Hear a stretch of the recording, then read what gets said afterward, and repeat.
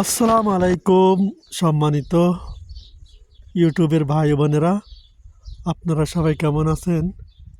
কত সুন্দর একটি বাগান বাড়ি, তাই না? আমি আপনাদের উদ্দেশ্যে আজকে কিছু কথা বলবো। যারা আমাদের নতুন প্রবাসী যারা আসতে চান, কোনো সমস্যা নাই।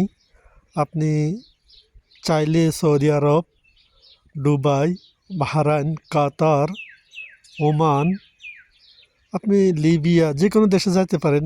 বিশেষ করে মিডল ইস্টে যারা মধ্যবিত্ত পরিবার যারা আছে তারা, তো আপনি অবশ্যই আপনার মাথা রাখতে হবে। আপনি